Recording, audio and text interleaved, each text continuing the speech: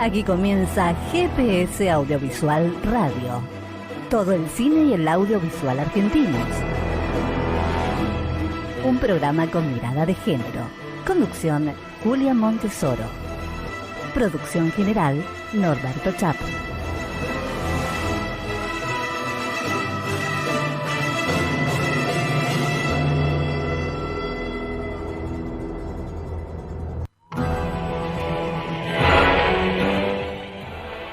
Buenas. Ya estamos en GPS Audiovisual Radio. Hoy cumplimos los 20 programas y agradecemos a quienes nos escuchan, nos mandan sus mensajes y nos siguen. Muchísimo agradecemos. Como todos los miércoles a las 19 por Radio Trend Topic, todo el cine y las producciones audiovisuales argentinas tienen lugar aquí, en GPS Audiovisual Radio, un programa con mirada de género, con la producción periodística de Norberto Chapo y la conducción de quien les habla, Julia Montesoro, y en los controles, allí en Radio Trend Topic, Gonzalo Sorais. Bueno, arrancamos entonces el festejo de estos 20 programas con nuestro primer invitado. En 2015, Fernando Spinner dirigió junto a Ana Peterberg una serie de 30 capítulos sobre novelas de Roberto Arlt, que se llamó Los Siete Locos y los Lanzallamas. Fue un elogiado trabajo que se emitió por la televisión pública, realmente un muy buen programa. 5 años después, con aquellos contenidos, ambos produjeron un largometraje. Se titula Erdosaín y se puede ver libremente en el sitio web del Centro Cultural Kirchner como homenaje a Roberto Arlt a 120 años de su nacimiento. Estamos en contacto con Fernando Spinner, codirector de Erdosaín. Hola Fernando, un gusto saludarte.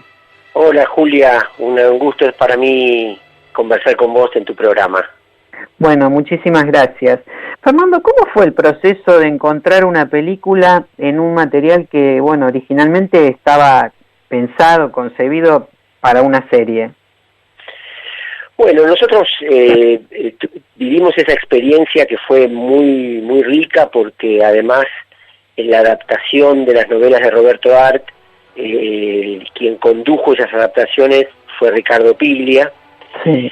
Y a partir de la convocatoria realmente pudimos armar un elenco de grandes actores que aportaron mucho y con Ana realmente encontramos un modo de dirigir juntos la serie que fue muy enriquecedor y al finalizar sentíamos que estaba muy bien lo que habíamos hecho, que era algo único en el sentido de que pocas veces Roberto Arlt, Ricardo Piglia, ese elenco, libertad total en la televisión pública para hacer lo que nosotros propusiéramos.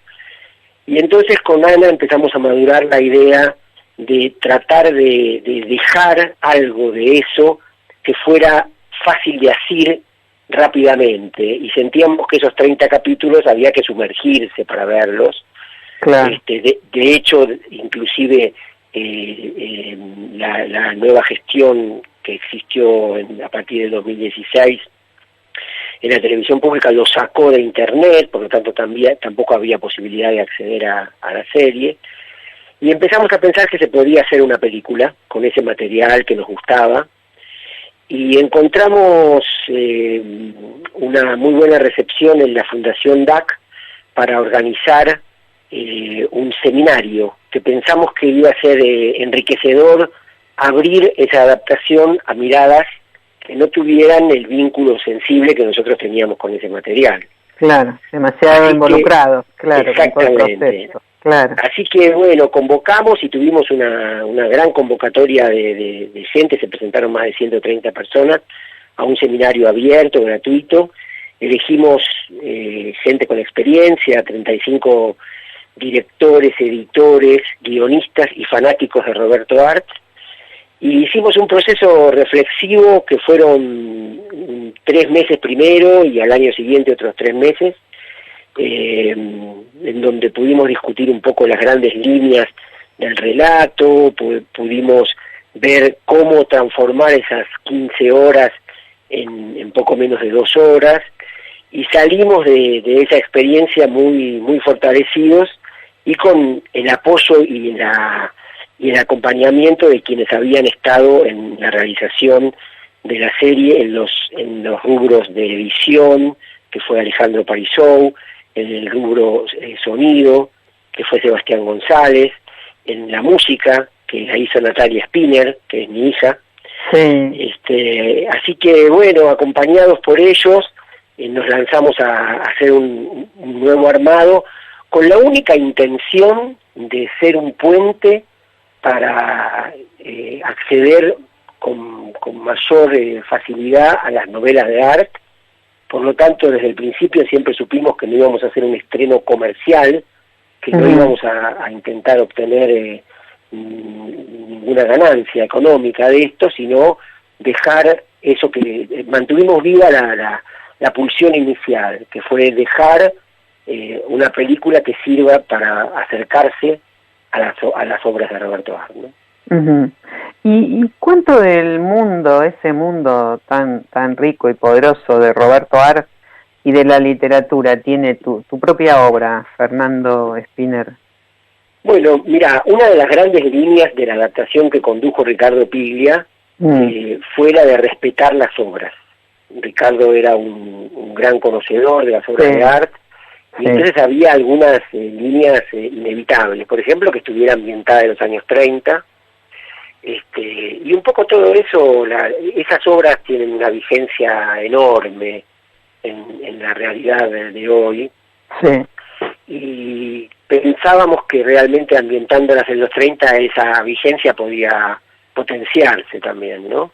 Uh-huh. Así que creo que es muy artiano, inclusive hay textos muy literales, ¿no? O sea, la propuesta desde el principio no era la de hacer algo naturalista, sino algo atravesado por lo teatral.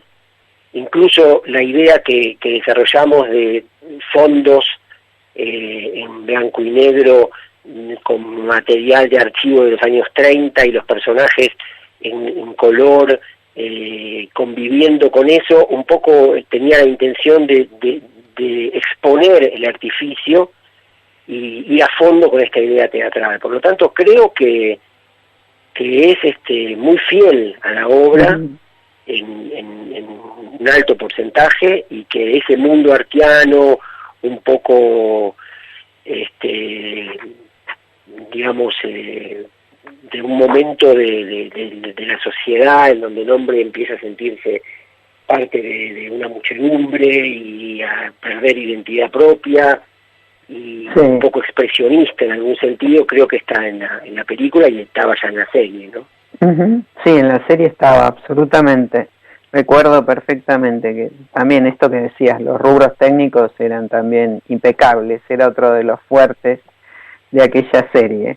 Ahora, bueno, recién hablabas de la vigencia de Roberto Art, ¿no? Digo, Los Siete Locos, como novela social, está inmersa en la crítica, en la crisis económica y social de la época. ¿Es una obra profética? ¿Se la puede trasladar al escenario actual de la pandemia? Completamente, completamente, de un modo sorprendente,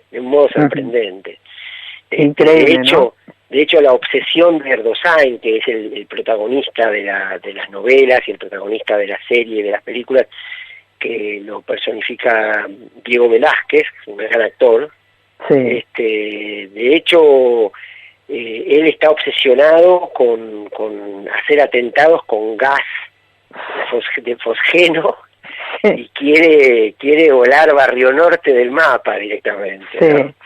Es un personaje que tiene un profundo resentimiento con una sociedad que lo ha marginado y que lo excluye completamente, ¿no? Sí, todo el tiempo, sí, exactamente. Ese personaje fuertísimo, por otra parte, ¿no? Sí, muy dostoyevskiano. Yo creo que en esa época Crimen y Castigo, con ese Raskolnikov, un personaje complejo también. Creo que también ese es un aporte que hace Roberto Art, con un personaje que no es ni bueno ni malo, que es demencial, pero a la vez sufre mucho y sufre de angustia, ¿no? Es un gran tema el gran tema de las obras, y por eso la película también es fuerte, es densa, pero bueno, nosotros decidimos seguir un poco el camino de Erdosain, por eso le pusimos también ese título, porque como decía Ricardo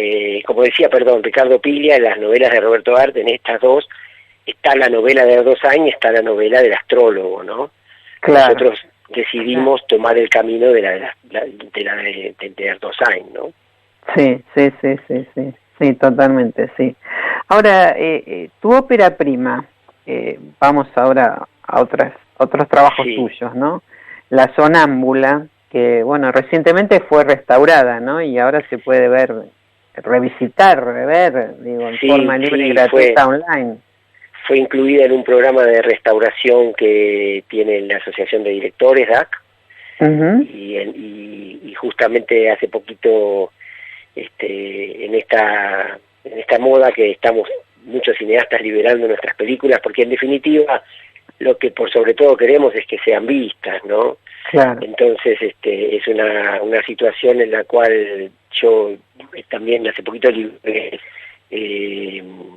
puse a disposición un link con una contraseña de la Sonámbula y contaba un poco en el posteo que hice que nosotros en esa época lo que hacíamos para divulgar la película, para promocionarla, porque se trataba de una película independiente y no teníamos un presupuesto de lanzamiento para hacer un gran lanzamiento, hacíamos como una performance y de golpe aparecíamos en lugares frecuentados, 10 personas con máscaras de gas, y repartíamos una proclama de Gauna, que es en la película el líder que se opone, que es el líder de la resistencia, en donde él advertía lo que sucede en la película, ¿no? Que va a haber un experimento con un gas del olvido, que va a provocar pérdida total de la memoria en cientos de miles de personas, y advertía cuál podía ser la droga que había que poner en las máscaras para evitar perder los recuerdos, ¿no?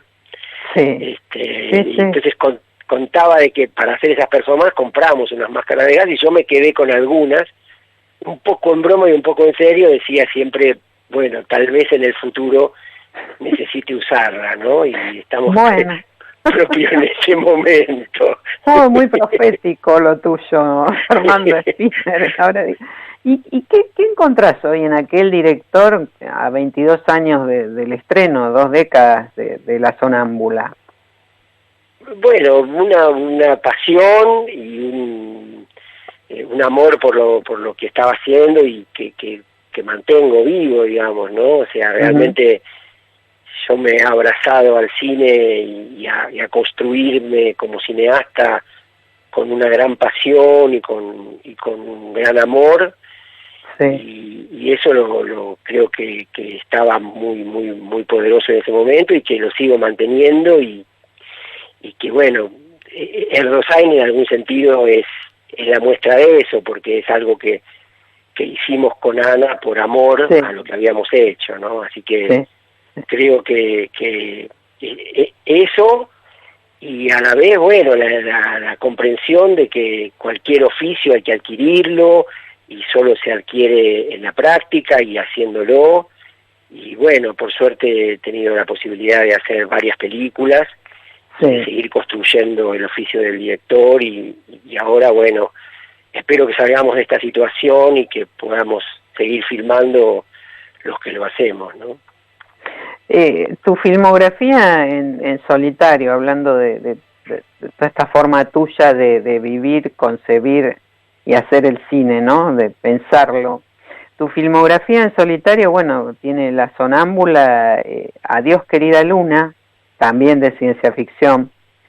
Ese magnífico western gauchesco que fue Abayá y el hombre sin miedo, que es Abayá y el hombre sin miedo, y el documental La Boya. ¿Qué elementos en común encontrás en 4 obras de registros tan distintos, Fernando? Bueno, en principio su diferencia, ¿no? O sea, me parece que en principio creo que las cosas que tienen en común es que son expresiones genuinas, que buscan, digamos, que eligen un camino y se zambulle a encontrar en esa profundidad las convicciones y la opinión para construir eso mientras se va haciendo. Y mucho rigor, por lo menos dentro de lo que es el cine independiente, con dificultades productivas, ¿no? Pero creo que en la diferencia hay algo que las une a todas las películas, ¿no? Y la exploración también. Yo siento que cada película es lanzarme a un mundo nuevo, que en algunos casos conozco más y en algunos otros menos, pero que estoy dispuesto a conocerla y a entenderla en el camino y a construir esa opinión, por supuesto, con quienes hago la película, porque una película es un acto de creación colectiva y para mí eso es muy importante. El director de fotografía, el co-guionista o la guionista, el director de arte, el editor, el sonidista, el músico, y cada uno de los que están en ese proceso. En algunos casos hay algunos que te acompañan en el proceso en alguna etapa. Yo realmente siento que las películas son el producto de esa construcción colectiva y eso me gusta porque me siento muy acompañado y aquellos con los cuales hice las películas también las sienten propias, así que creo que ese también es un elemento común a todas las pelis, ¿no? Sí, me consta que es así. Los que trabajan con vos sienten y viven de esa manera el proceso de crear, hacer una película con vos. Bueno. Con el bueno, buenísimo, sí, claro. Con el estreno de La Goya hubo un hecho inédito en tu filmografía, ¿no? Porque simultáneamente terminaste de filmar El último inmortal. ¿Y en qué estado está esa película? Bueno, ahora la titulamos Inmortal. Ajá. Ese es el título final que quedó. Fue en noviembre del 2018, que mientras estábamos rodando Inmortal, que fue una película hecha en el marco de lo que se podía hacer en una película independiente productivamente, que fue una película de 4 semanas de rodaje. En el medio fuimos a Mar del Plata y presentamos La Goya en el festival. Y poco tiempo después se estrenó, así que fue muy inédito para mí estar filmando una película y presentando otra, que a veces me lleva muchos años hacer una película, 4 o 5 años, o el extremo, como es el caso de Abayay, que me llevó 20 años, porque siempre es difícil la película, además de manera independiente, ¿no? Sí. Pero bueno, nosotros estábamos por empezar la postproducción de sonido y la cuarentena nos interrumpió. Así que estamos esperando para que nos aparezca procesos de postproducción de cine entre la lista de actividades que ya se pueden retomar y lanzarnos. Estamos a 1 mes y medio de terminarla, en cuanto podamos empezar a hacerla, ¿no? El proceso de postproducción de sonido y bueno, contento también contento porque desde La Goya y desde antes vengo teniendo una colaboración con mi hija, que es música, que hace las músicas de mis pelis, y también Inmortal, ella está haciendo la música, así que contento de trabajar con ella y de trabajar con la mayoría de las personas con las que vengo trabajando desde hace muchos años. Así que trabajar para mí es como ir a juntarme con amigos, así que voy con gran alegría y por eso también amo mucho lo que hago, ¿no? Es como, en la esencia del cine es un juego, ¿no? O sea, es dale a que vos eras tal personaje y yo era tal otro y jugamos a que pasa tal cosa, y eso es el mundo de la niñez. Y entonces si uno puede también jugar en cómo hacerlo más allá de la escena en sí, con los actores, y jugar también con los compañeros con los que uno la va construyendo, es el máximo, ¿no? Así que, bueno, con expectativa de qué pasará, cuándo volverán los cines, podremos estrenarla en una sala, pero feliz de poder estar parafraseando a la película La Boya, cuando tengo una película, no importa cuánto tarde en terminarla, porque es como mi boya, ¿no? O sea, todo tiene sentido y eso me mantiene a flote. Esa boya magnífica, esa película, por otra parte. Recordémosle al público, a los oyentes, que, bueno, ¿hay posibilidad de verla en algún lado? Bueno, ahora justo está también liberada. Estoy con 4 películas a disposición. Ajá. Que son Erdosain, todas las audiencias. que son Erdosain, que está en el canal del Centro Cultural Kirchner, sí. Y Abayay, La Boya y La Sonámbula. Bueno, si quieren, está en mi muro de Facebook el link y una contraseña. Mi muro es Fer Spinner. Así que quien tenga Facebook y quiera venir a buscar ese link a mi muro es bienvenido. Así que bueno, estamos contentos, felices de que la gente pueda verla, y en el caso de La Sonámbula también reviendo una película de 22 años atrás, y en el caso de La Boya es una peli que desde que la estrenamos siguió viva, porque en Gesell, que es donde la filmamos, durante el verano la estuvimos pasando en el bosque, de manera gratuita, y ya fueron 2 veranos consecutivos que lo hicimos, y estuvo muchos meses en la Sala del Malva. Así que bueno, contento porque para un cineasta el encuentro con el público es determinante en el crecimiento y en ese ida y vuelta que es tan necesario en cualquier tarea ligada a la expresión artística, ¿no? Sí, claro, yo siempre digo y creo que vos sos un representante de esto, ¿no? La película se completa, sigue, crece, vive cuando se encuentra con el público, ¿no? De otra manera es como no tiene demasiado sentido, ¿no? Por supuesto. Ese acto de comunicación, digo, de encuentro con la gente, ¿no? Y vos sabés que yo con La Boya, como era una película muy independiente, una película de poesía, una propuesta muy experimental, le pusimos el cuerpo y la acompañamos, así que en muchísimas proyecciones en el Malva y en las proyecciones en el bosque en Gesell y en otros centros culturales donde se pasó, fui muchas veces y tuve ese encuentro con el público que fue muy gratificante para mí, porque algo que fui viendo que pasa con la película es que la película es motivadora, inspiradora y catalizadora de la expresión del espectador.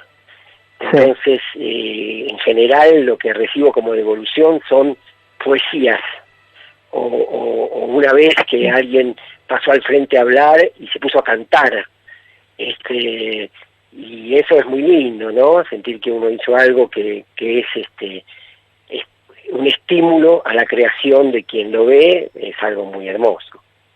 Sí, además con poesía, ¿no? Bueno, eso es magnífico, además. Bueno, Fernando Spinner, muchísimas gracias por acompañarnos, un placer este contacto, y bueno, recomendamos entonces que vean allí en tu muro los links para ver estas 3 películas tan distintas y tan... Bueno, muchas gracias Julia, una alegría conversar con vos, muy agradecido, un abrazo muy grande. Gracias, Fernando. Bueno, ya volvemos en GPS Audiovisual Radio. Adelante, señor operador. ¿Sabías que la película más vista de 2017 fue Mamá se fue de viaje? La comedia, dirigida por Ariel Winograd y protagonizada por Diego Peretti y Carla Peterson, convocó ese año a 1.671.000 espectadores. GPS Audiovisual Radio. Sabemos de cine.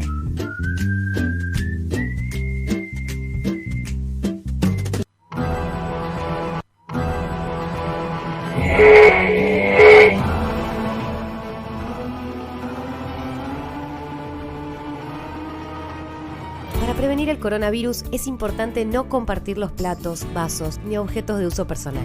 Conoce este y todos los cuidados preventivos en www.argentina.gov.ar. Argentina Unida, Ministerio de Salud, Argentina Presidencia. Activa tu pyme con las radios online. Mayor alcance y una red de difusión presente en diferentes puntos del país. Consulta por los packs publicitarios. Esta es una campaña promovida por Cadero, Cámara Argentina de Radios Online. Una marca, distintos mensajes, múltiples canales. ¿Cómo posicionar tu marca? ¿Necesitas mejorar tu imagen para captar nuevos clientes? ¿Potenciar tus canales digitales? Podemos asesorarte. Visión Empresarial Comunicación brinda estrategias y campañas de alto impacto a tu medida. Creatividad y profesionalismo con más de 14 años de experiencia. Consultanos en www.visionempresarial.info o consultora@visionempresarial.info. Comunicación eficaz para tu marca.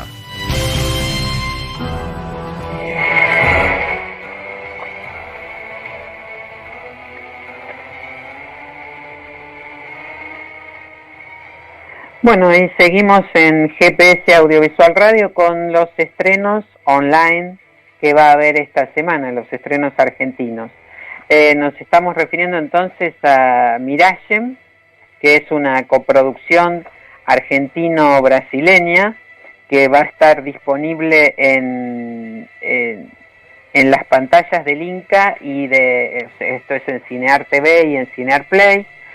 Y el otro estreno argentino es Solo, de Artemio Benchi, que es un documental sobre un joven virtuoso pianista compositor argentino que, bueno, pasó un tiempo internado en el hospital psiquiátrico Borda y ahora está tratando de volver a la vida fuera de los muros, extramuros de aquel lugar, mientras trabaja en su nueva obra musical. Realmente muy interesante. Y la otra película es Raúl, la democracia desde adentro, que se puede ver en puentesdecine.com y que es también un documental con testimonios, de 60 testimonios que reconstruyen, además de archivos inéditos, la figura de quien fuera uno de los personajes claves para entender la historia contemporánea argentina y latinoamericana. Me refiero a Raúl Alfonsín. Así que bueno, esta es una buena oportunidad para reencontrarnos con este líder de la historia argentina, ¿no? Y bueno, y entender un poco más qué pasó a partir de su actuación y de su labor como político y como figura social también de la Argentina. Bueno, tenemos algunas noticias. Por un lado, la Academia de Cine de Argentina anunció que administrará una donación de Netflix de 40 millones de pesos. Los destinatarios van a ser técnicos y personal de soporte de la industria audiovisual argentina perjudicados por el freno de la actividad a raíz del COVID-19. O sea, un programa, una opción muy interesante para bueno, un montón de gente de la industria, técnicos fundamentalmente del sector de la producción, que están parados y que cobran por semana o por proyecto cuando cobran. Así que bueno, aplaudimos esta iniciativa. Decíamos hace un segundo que Mirallen es uno de los estrenos de esta semana.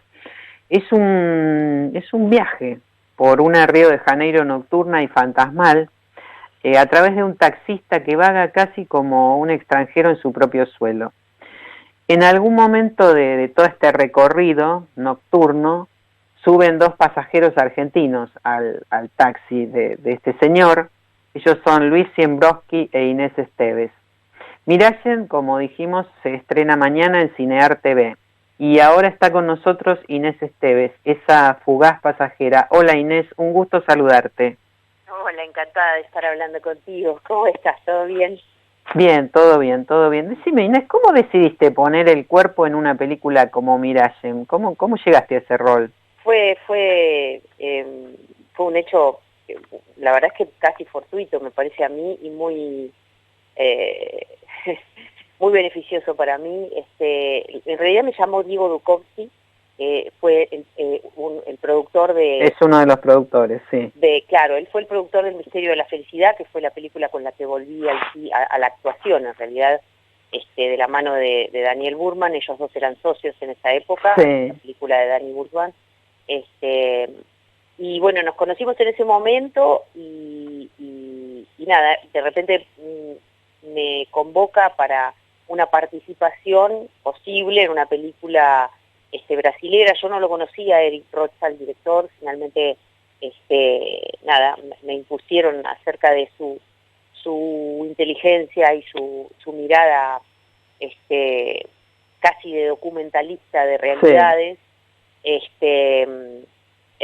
Y la verdad es que, bueno, después tuvimos una especie de noteo de casting, pero sí conocernos a través de videollamada con Eric. Nos pusimos muy de acuerdo, nos entendimos a la perfección, y la verdad es que lo de Luis y mío es una participación Sí. bastante fugaz, porque la historia gira en torno a un Brasil que en ese momento era una realidad brasilera, que en ese momento era incipiente y que ahora es desgraciadamente bien contundente. Sí, absolutamente. Y hablaba como de la dificultad. Concretamente es un hombre que ha perdido su trabajo, ¿no? Una realidad que estábamos nosotros también empezando a atravesar acá, y que allá estaba siendo cada vez más feroz, y que decidía ponerse a manejar un taxi, y a partir de ahí, nada, recién separado con un hijo. Sí, al que no ve.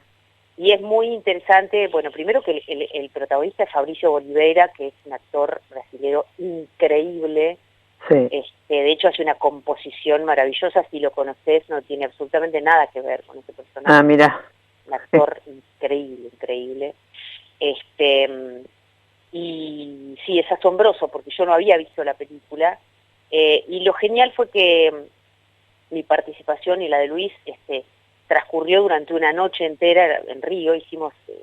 Nos dio algunos lineamientos Eric, el director, y luego hicimos creo que 3 o 4 veces la escena improvisada, y la primera de todas nos paramos en un lugar, paramos el taxi, o sea, no lo habíamos conocido a Fabricio.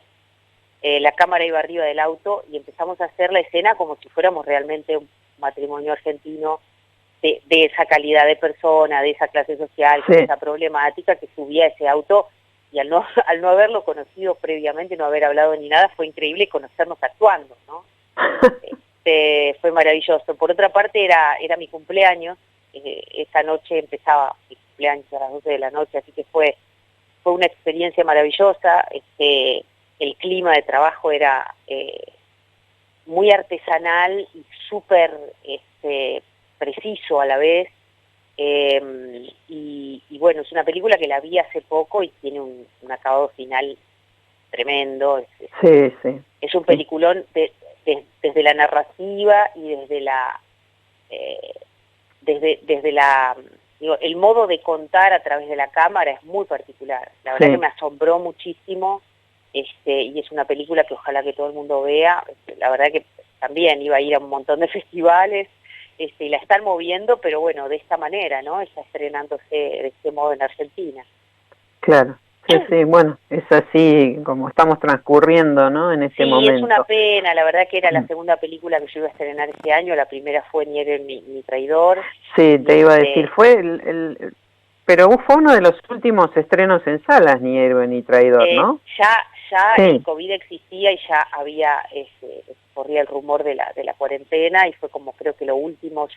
Fue un 12, creo que un 14, sí, porque eso fue un jueves, un sábado tocamos con la banda por última vez en el Tazo, que al día siguiente cerró, y estábamos en el umbral de las cuarentenas.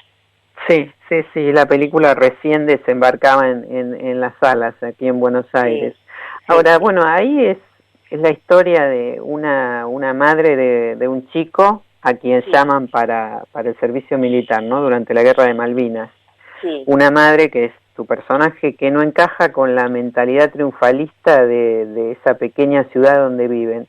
¿Qué hacías vos durante la Guerra de Malvinas? ¿Cómo lo viviste, Inés? Yo era muy chica, yo estaba en el secundario, en la primera mitad del secundario, y recuerdo que me pareció rarísimo llegar al colegio, que nos dijeran que había una guerra y que nos contaran que había un himno que podíamos cantar. ¿Viste? Me pareció como, ¿qué pasó? O sea, compusieron un himno antes de declarar una guerra. Me pareció rarísimo eso. Por otra parte, yo era más chica y más inconsciente y no tenía mucha noción de... me parecía que era algo que sucedía lejos, ¿no? Fui tomando conciencia de la importancia y de la catástrofe de esa guerra con el tiempo.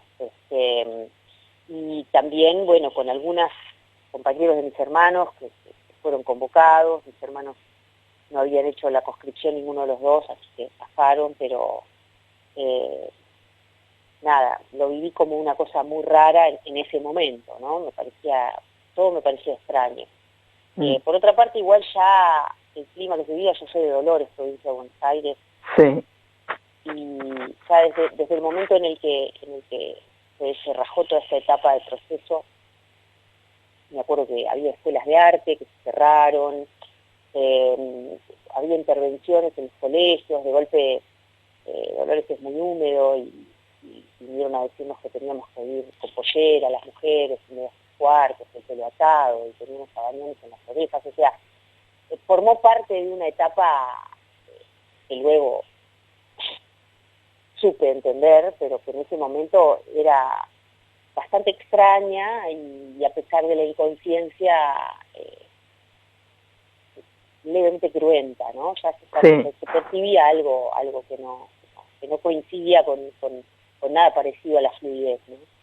Sí, sí. Siempre digo que los que éramos adolescentes en esos años tuvimos como, sí, un baño de realidad medio extraño, ¿no? Porque estábamos saliendo de cierta candidez, sobre todo los que vivíamos o habíamos crecido en la provincia, y en el medio pasaban estas cosas, ¿no? Que es como vos decís, un clima muy extraño. Claro, sí, y tuvieras conciencia, porque tenías una familia que tenía plena conciencia de lo que estaba pasando, debe haber sido peor todavía. Y sí. Y cuando tenías una familia que no tenía plena conciencia de lo que estaba pasando, pero que tenía una opinión tomada y nada, que transmitía que eso no parecía ser lo correcto, era bastante raro. Sí, sí, sí. Bastante raro. Me gustó mucho en esa película encarnar a una madre cuyo hijo es convocado a una guerra. Me pareció muy interesante ese modo de escribir la guerra, ¿no? Como adentrándose en el seno de una familia, ¿no? Sin contar la guerra en sí.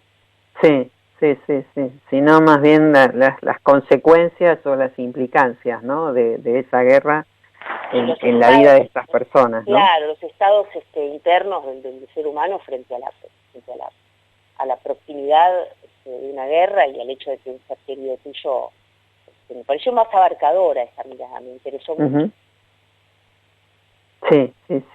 Inés, vos sos actriz, cantante, escritora, directora teatral, docente. ¿Las distintas vocaciones aparecen por etapas o conviven y se superponen en vos? No, en realidad lo que aparece por etapas es la concreción, pero siempre tuve una pulsión expresivo-creativa muy marcada y una cierta facilidad para acceder a esas expresiones, y la gran dificultad de haber vivido en una ciudad muy pequeña, en una época en donde no existía ni internet ni las autopistas, y en donde no había acceso a la formación, ¿no? Entonces era bastante incómodo la sensación de no poder acceder a todo, no sé, a la investigación del propio potencial, ¿no? Era lo que me interesaba. Me interesaba investigar mi potencial y ver hasta dónde era capaz de llegar, ¿no? Y eso se vio muy cercenado.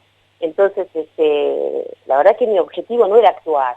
Cuando era chica lo que me atraía era la música y la literatura, y lo único que pude estudiar en Dolores fue danza clásica, que tenía muchas aptitudes para eso, pero ya te digo, cuando tenía 12 años esa escuela se cerró y era medio desesperante querer aprender un idioma y no tener quien te enseñe, querer aprender. Es el día de hoy que yo anhelo tocar un instrumento y considero que ya es tarde, me doy cuenta que podría, no sé, siempre, digamos, no es que me proyectaba de ese modo, pero me doy cuenta que me aspectaba de tal manera que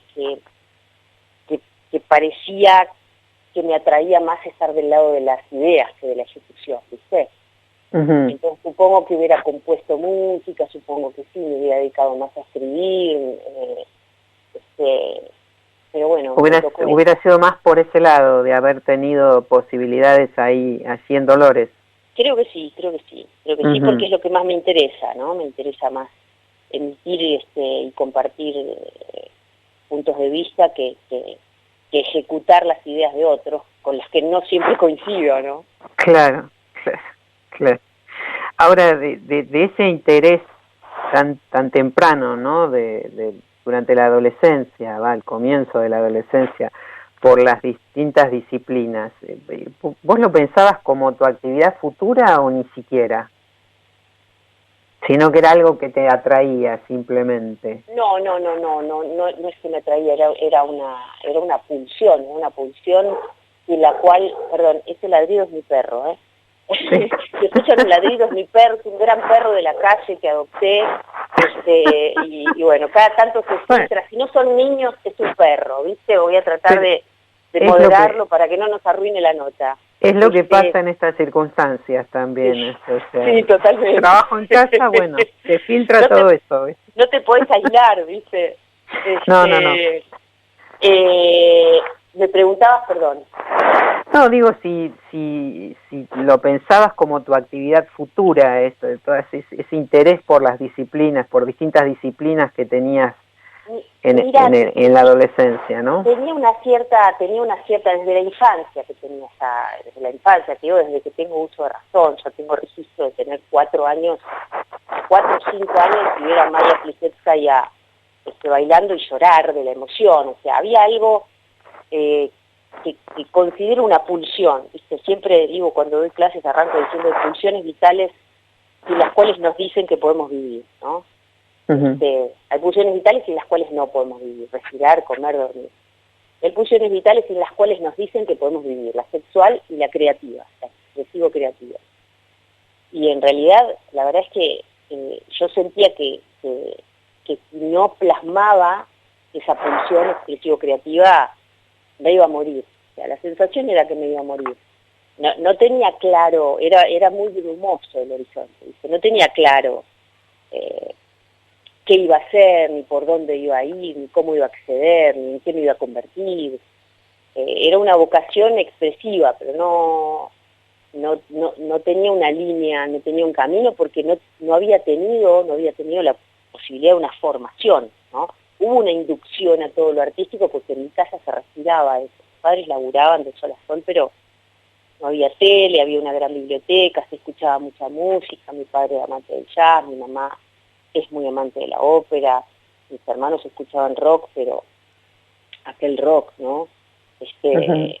De Queen para arriba, digo, mi hermana era amante de todo eso y de la música brasilera, de la buena, digo, se respiraba eso, ¿no? Había gérmenes, claro, había ahí algo germinando, ¿no? Sí, no se cultivaba de una manera consciente, pero se respiraba. Mis padres escribían muy bien los dos, había libros de poesía, yo escribo desde que tengo uso de razón, se me alentaba en esa dirección, dentro de lo que podían, no eran personas que tenían tiempo para prestarle mucha atención a eso.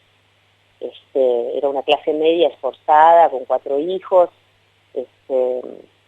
pero bueno, todos tuvimos un poco de inclinaciones artísticas y la que no pudo vivir sin eso fui yo. Pero la sensación es esa, no es que tenía el objetivo de convertirme en actriz o quería un día, era, si no plasmo algo de eso, me voy a languidecer y voy a morir. Esa era la sensación. Claro. Literal, no es metáfora. Sí. No. Se nota que sí, que era así, ese sentimiento, así como lo estás expresando. ¿Y cuál fue la actuación que marcó un antes y un después en tu carrera? Esa que te hizo decir que estabas en el camino correcto en ese momento. varias, en realidad. Matar al abuelito fue el primer protagónico visible, que gané un premio en Biarritz, gané el Cóndor de Plata acá, después La nave de los locos también, fue como un protagónico de texto, digamos, más ya saliendo de la Lolita, digamos, y también, ¿no? Gané premios acá, hubo momentos en el cine que me hicieron sentir que estaba caminando en una buena dirección, porque no me conocía a nadie, no era que yo venía, digamos, de la tele o de, ¿no? Sí. Y después también el hecho de tener premios afuera, entre jurados de personas que no me conocían, ¿no? Eso también me marcaba como, bueno, hay algo acá que han visto, ¿no? Que está rindiendo. Y después en televisión, Zona de Riesgo, que fue como lo primero que hice, así. Claro. Y Vulnerables, que fue lo que me contactó más con el público, ¿no? De la calle, fue más popular, porque yo venía más que nada haciendo cine, teatro y unitarios. Bueno, eso fue un unitario, pero fue un éxito muy grande y duró 2 años. Sí. Y después, bueno, no sé, El misterio de la felicidad fue una película con la que volví a la actuación. Hay varios como mojones, ¿no? Sí. Pero bueno, una trayectoria de más de 20 películas, por otra parte, ¿no? Sí, bastante. No tengo la cuenta exacta de programas de televisión, pero también son muchos. Pero bueno, recién mencionabas con lo que volví a la actuación. ¿Vos tomaste la decisión de alejarte de la actuación hace unos 15 años? ¿Cómo fue ese momento? ¿Cuál fue el desencadenante, Inés Esteves? La decisión la tenía tomada 5 años antes de de hacerla efectiva. Es decir, mira. todo el mundo se enteró y lo dejé, ya hacía 5 años que lo tenía en vistas, y de hecho fui a terapia y todo para ver si realmente estaba loca o cerraba esa empresa, ¿no? No, empezó a pasar que me formé trabajando en teatro y en cine sobre todo, y en ese país, al no ser industrias, en aquel momento sobre todo, era lo más cercano al arte, ¿no? Y cuando empecé a trabajar más fuerte en televisión, justamente con Vulnerables, un poquito antes, fue cuando empezó esta locura de la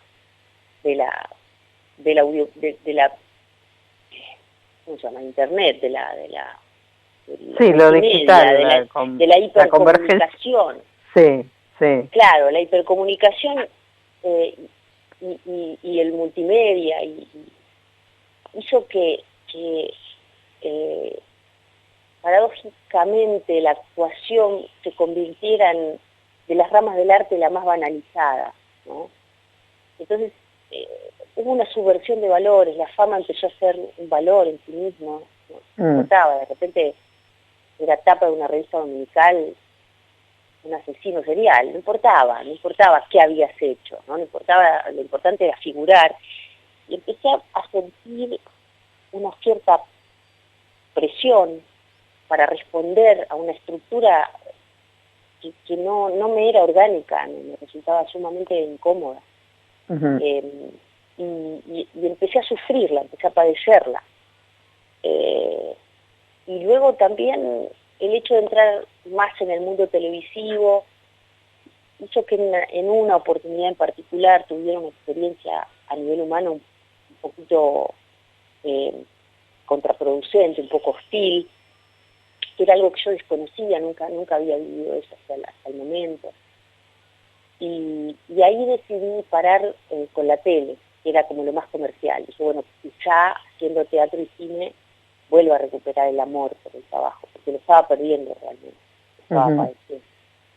Estabas trabajando más bien mecánicamente. No, eso es lo peor. eso es lo peor, no trabajaba mecánicamente. Yo le entregaba toda la pasión a un medio que se estaba transformando en algo que no valoraba esa pasión, ¿entiendes? Entonces,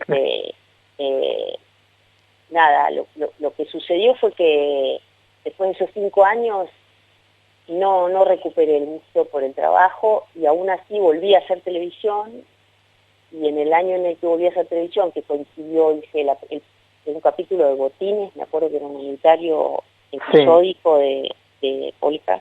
Después me llamaron para hacer el primer capítulo de Mujeres Asesinas, para lanzar el programa, que lo armamos, me acuerdo, con András Nick y Barone, y después me llamaron para Criminal, que es un programa que produjo Anderler.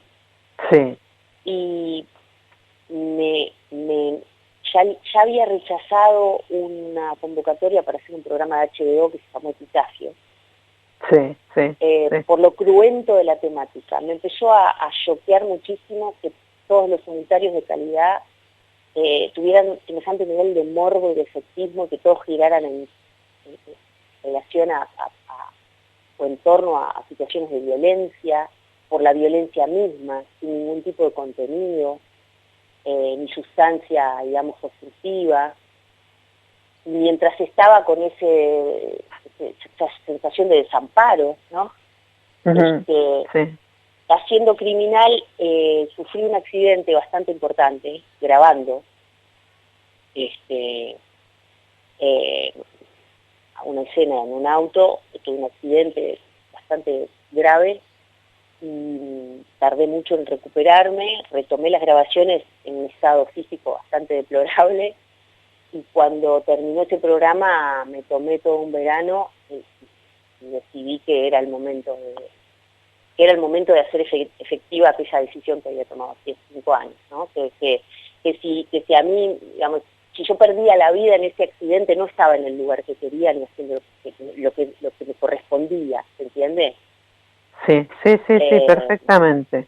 Y bueno, y ahí dejé todo y me fui recuperando. Tardé unos 8 o 9 años en retomar la profesión, que no pensaba retomar para nada, porque quería estar del lado de las ideas, y había logrado dirigir, y publiqué mi primera novela, y empecé a dar clases. Hace 12 años que las doy, y con mucho éxito, porque diseñé un método basado en mi experiencia personal. No tengo formación, entonces lo que hice fue bajar a la teoría lo que implemento a la hora de actuar. Es un método totalmente diferente a todo, muy práctico, muy accesible.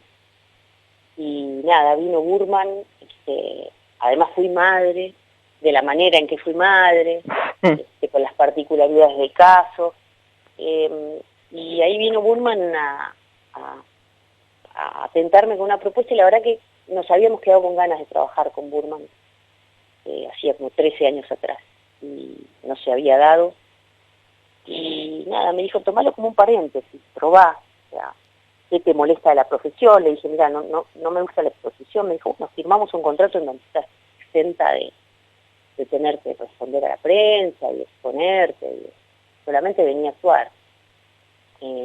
Con mucha elegancia me fue a arrinconar. y además somos amigos hoy en día, lo quiero muchísimo. Y siempre que me llama digo que sí antes de saber de qué se trata. Claro. Y la verdad es que nada, ahí estoy retomando con ciertas prevenciones. Me llamaron para Relatos Salvajes y dije no, porque todavía no sé si estoy volviendo. ¿No? Me llamaron para Guapas y dije no, todavía no sé si estoy volviendo. Y ahí me dijeron, bueno, si llegás a volver los últimos 3 meses, sí, bueno, los últimos 3 meses. Y ahí fui retomando, y además me sirvió mucho para salir de mi casa y de la presión que significaba. Ya hacía 2 años que tenía mis hijas y estaba convertida en soldado vietnamita. Es una cosa rarísima.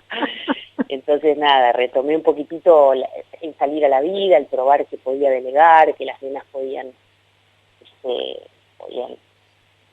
transitar un día y actividades sin necesariamente tener mi presencia en un 100%, y ahí recuperé gran parte de mi identidad, y estoy muy agradecida a Daniel Burman por eso. Bueno, y nosotros a que hayas vuelto también, Inés Esteves. Ahora, ¿en cuál de todas las facetas del arte que vos desarrollás, advertiste más tempranamente la simetría entre la mujer y el varón?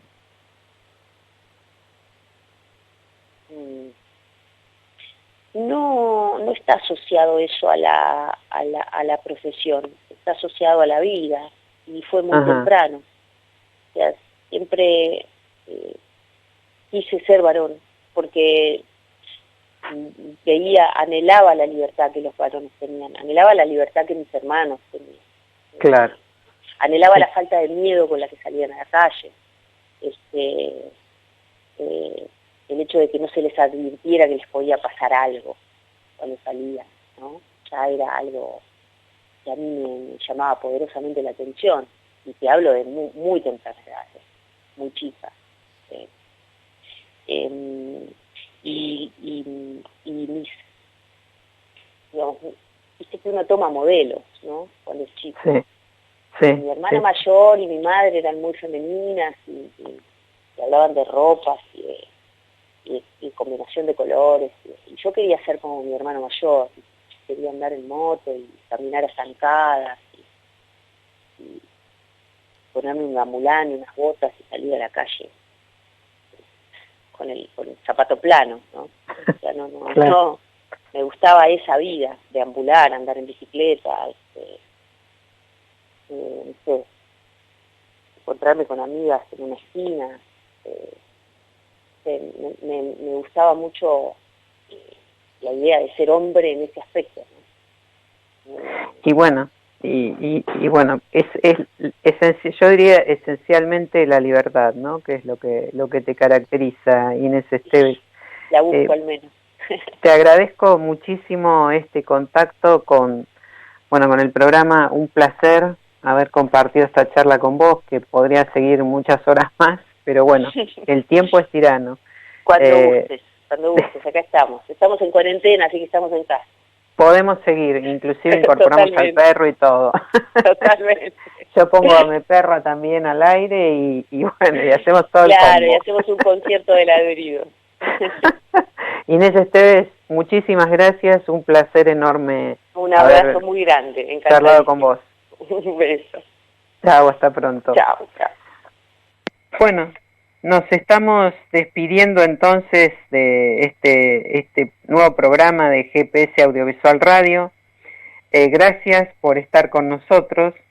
En el último escalón ya del programa, digo que el regreso a las salas en España se va a dar con Beda do Campo Feijó, que el 10 de julio va a estrenar La Maldición del Guapo, con Juan Grandinetti, Gonzalo de Castro, Malena Alterio y un gran elenco. Esto va a ser en España, es una coproducción argentino-española. Nos despedimos entonces hasta la semana próxima. Les agradecemos, como siempre, estar allí del otro lado, acompañando esta nueva edición de GPS Audiovisual Radio. Síganos por nuestras redes, GPS Audiovisual Web, por Radio Trend Topic.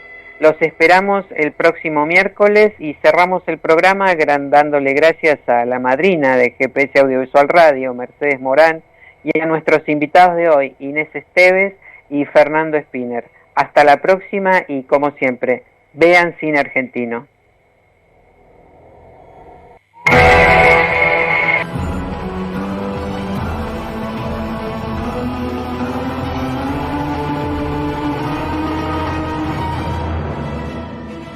Esto fue GPS Audiovisual Radio.